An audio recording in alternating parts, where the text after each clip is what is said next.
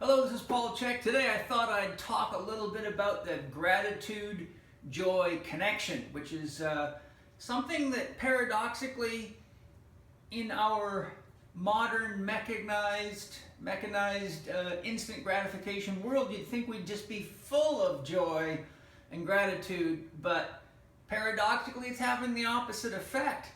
And that's a question is, why is this happening when things are easier than they've ever been?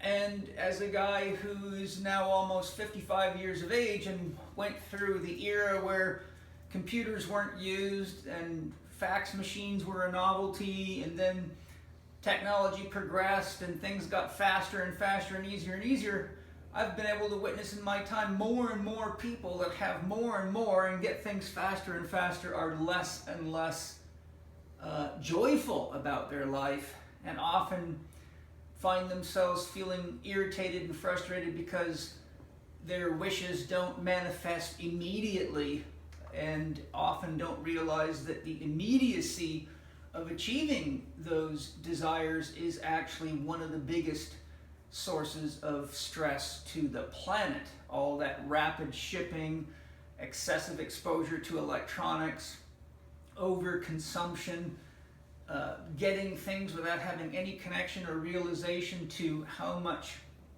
craftsmanship or hard work goes into them, just making those types of assumptions and assuming that things will always be that way, has led us to a paradoxical state where there's a lot of depression, a lot of anxiety, and a lot of people feeling worse, not better.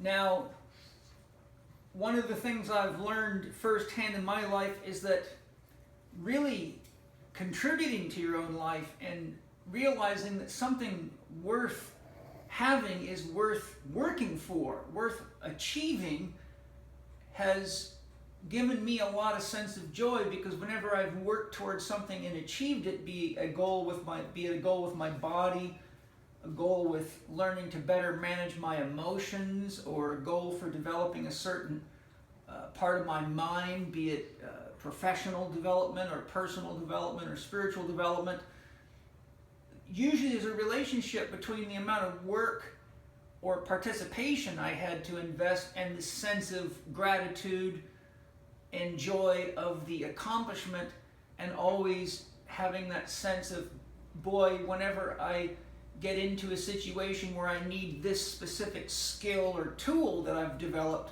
I'm in a state of gratitude that I did the work. And these are not things that you can buy on Amazon. These types of experiences have to be earned so that we really can celebrate ourselves and celebrate the people that supported us in the process of growing ourselves and becoming something more, not from a material sense, but from the sense of more connection to ourselves and others, more love within ourselves for ourselves that we could share with others authentically, more awareness of our connection to nature and how a lot of the things that are spoiling us are actually spoiling nature too. So with that said, I'd like to share a statement that was shared by some very, very wise human being who I'm not sure, but I'd like to share this statement with you because it is really important. And that statement is, gratitude is the sound that joy makes. Think of all the times in your own life when maybe you were driving down the road in a new car and you just loved the way the car drove and the precision in the steering, the beautiful, smooth production of power by the engine, the good braking. And there's often a sense of gratitude for the craftsmanship in a vehicle like that, or you get maybe a new belt or a pair of pants that fits really well, or you have a sense of complete gratitude for the miracle of having your own child, and you look at the child and marvel, as I've been doing a lot myself lately with my son Mana, who's just a little over 4 months old, and I look at this beautiful being, and I feel not only the joy of this amazing miracle, but have tremendous gratitude that the universe and our bodies have the wisdom to create such an amazing, authentic experience of beauty and novelty, and we don't even really know how it happens. We have some ideas, but the amount that we don't know is massive compared to what we do know. So some tips I'd like to share, I think, that are very, very helpful, especially if you're a person who suffers from anxiety or depression or a sense of flatland, that nothing's exciting anymore, nothing has value when it comes to joy and gratitude. And I'd like to state, as we move forward here, that it's important to remember that having the best of everything does not make people happy. We know that for sure. But happy people make the best of everything. So you see that at the core of real joy is things like love, things like connection and partnership and family and friendship and creativity. Kids can go out and just with a stick and a rock use their authentic creativity to engage in nothing but dirt and nature and smile and giggle and laugh all day, yet somebody who has all the cars, the jewels, the latest technology is going to see a psychologist or taking drugs to numb their inability to get out of that flatland experience. So we want to celebrate these simple things, because when we make the best of what we have in any given situation and we give gratitude for the fact that we have that, and we can always grow ourselves and we can always acquire more as our financial abilities allow us to, realizing that no matter how much money we have, if we lose that sense of gratitude and that sense of creating joy for ourselves, then no amount of money and no amount of stuff in the world fixes anything and leaves you faced with the discomfort, which is designed, in my opinion, to get you to realize what's really important. And when you do that, the pain goes away. So, first and foremost, we can be grateful that we have an amazing mind, and our mind can reach all ends of the universe. We can perceive the most magical and mysterious things. We can solve problems, and we can share our thoughts, our genius with other people. And that is something to celebrate. That is something to be joyous and to have gratitude for. Anything that we can feel love or connect to, be it a plant, an animal, our home, our car, our friendships, whatever we can give gratitude for that relates to the feeling of love and of giving love, harmonizes us, and the heart harmonizes the body and the mind. So whatever brings that sense of love will not only make the mind work better, because a mind in harmony is always better than the mind in chaos, but it brings our body into balance. And we can celebrate the magical mystery of our body, the freedom that it gives us, the joy that it gives us. We came here as spiritual beings wanting to have a human experience which requires a body. We wanted to experience love, which requires that we participate in the illusion of separation, so that there is somebody and something to love. If you were one with all things, then paradoxically you'd be all alone. So in order for love to work, we took on bodies and created unique identities, and those unique identities give us the ability to love and to create novelty. And you'll find in your life that the more you use your love and your body to create things that connect you to other people and connect you to nature and connect you to the deeper parts of yourself, the more joy you feel authentically, and the more it becomes a habit of being not only joyful but experiencing that deep sense of gratitude that has a very deep soothing effect on us. So in my system, the first thing to focus on is, what is the thing that you love that gives you a sense of meaning, a sense of purpose, and a sense of fulfillment, and is most likely to make you smile and give you the strength to grow through the natural challenges that are involved in creating any worthy dream. If you spend your time focusing on that, then you're going to find yourself in that state of joy and gratitude more often, which will harmonize your body, mind, and make you medicinal to the rest of the world who's stuck in the flatland experience. So doing what you love to do, even if you're not sure what your dream is, if you love to kick a soccer ball, then do it enough that you feel good. If you love great food, then have gratitude for the farmers and the people that brought the food to the supermarket, and for your ability to prepare it and have a relationship with it. Give gratitude to the sun and the earth and the moon and the elemental beings, the earth, the water, the warmth, the air, because all of those things are involved, and we're so used to it we forget that there's a tremendous orchestra of creative beings working to provide us with this opportunity that we call life. So little things like that. Do what you love to do, but celebrate too that you have a myriad of invisible beings working on your behalf. Work toward your dream each day and the mundane becomes meaningful. Many of my students and patients say, I don't know what my dream is, I don't know what I want to do, but they feel very trapped or bored with what they are doing.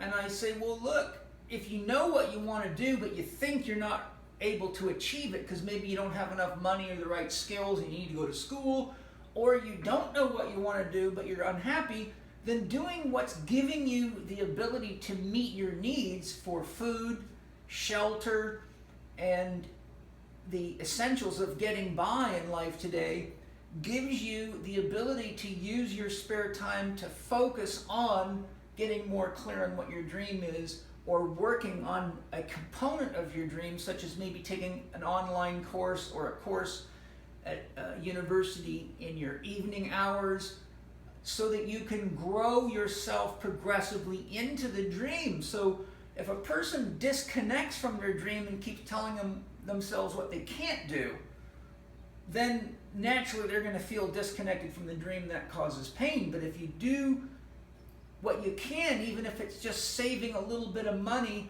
or reading books about your dream, or watching documentaries about it, or talking to people that are involved in it, keeping a little bit of energy connected to that dream keeps that sense of joy and connection and gratitude growing in you, which helps you overcome the obstacles, because a labor of love is sustainable. It'll help carry you through challenges, but the mundane won't.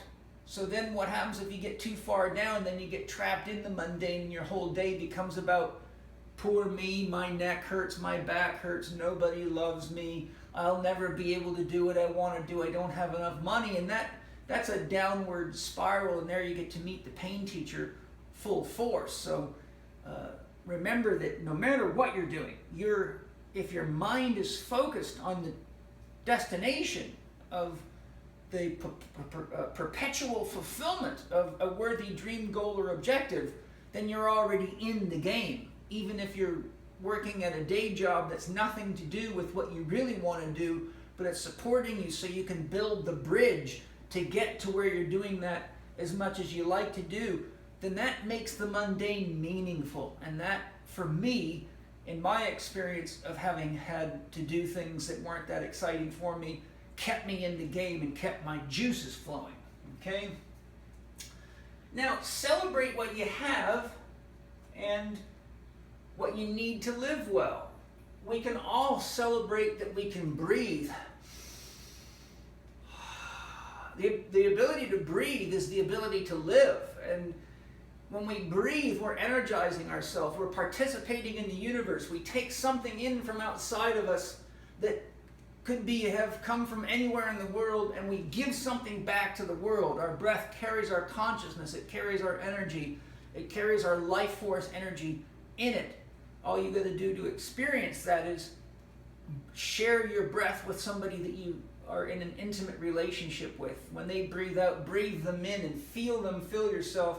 And as you breathe out and they breathe you in, you feel yourself filling them.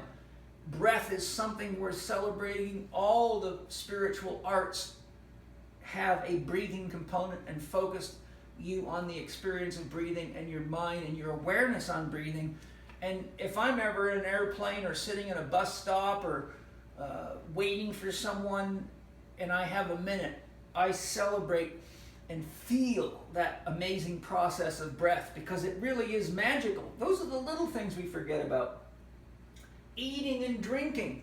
You can have tremendous joy with eating and drinking. Most people eat so fast they don't even know what their food tastes like. Slow down, celebrate, connect to the spirit of the plant. Imagine what it would be like to be that plant. And imagine what it would be like to be eaten by someone that didn't have any appreciation for you.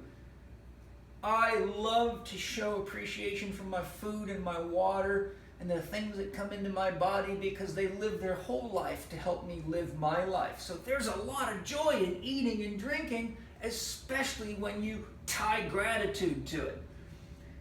Celebrate the ability to rest and the ability to sleep. Life without rest and sleep gets shitty real quick. So when you wake up from a nice sleep or a nap, hallelujah, baby, I got to recharge. I'm ready to go out and live more fully because I'm taking care of myself. That is joy and that is gratitude. Love yourself and others. You're the only thing you got, for sure. So focusing on other things outside of yourself, when you have every right to celebrate the miracle and the majesty of having a self, is it's a mistake to look outside of yourself when you have so much of a miracle in yourself and as yourself. And celebrating your relationships with others. Relationships, like I said, are what allows love to be real. Celebrate that you have a roof over your head, that you have shelter. That's really important. When we get our basic needs met, it allows us to set our sights on loftier things. But if we forget how beautiful it is to have these needs met, then the lofty things also become less beautiful too. They just become something to keep up with the Joneses as opposed to something really special for us.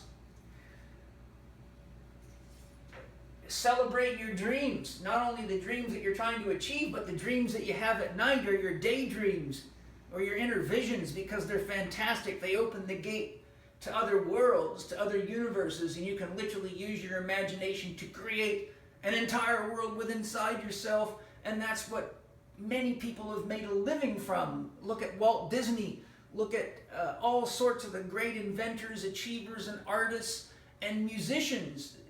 A musician might dream music, so they might dream it and see it as symbols, or hear it inside themselves, or feel it inside themselves.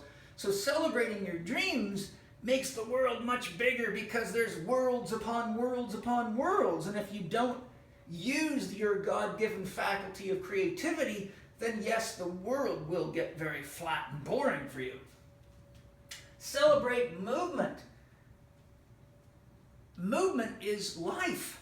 If there is no movement, there is no life. Breathing is movement. Eating is movement.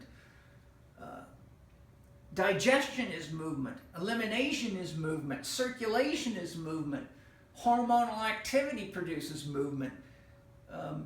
Holding your lover is movement. Kicking a ball, running, jumping, getting in and out of your car. And believe me, as a guy who's rehabilitated countless thousands of people who couldn't move, it makes them miserable. And if you've ever been badly hurt and couldn't move, it makes life miserable. So just, if nothing else, celebrate that you can move, that you can talk, that your thinking moves, that you can see, feel, touch, taste, hear, smell, and perceive, because all those things require movement. Love itself is based in movement.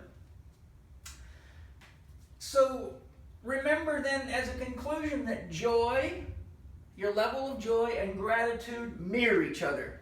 The person that gives gratitude creates joy within themselves, and the person who creates authentic joy in themselves naturally has gratitude for everything connected to it.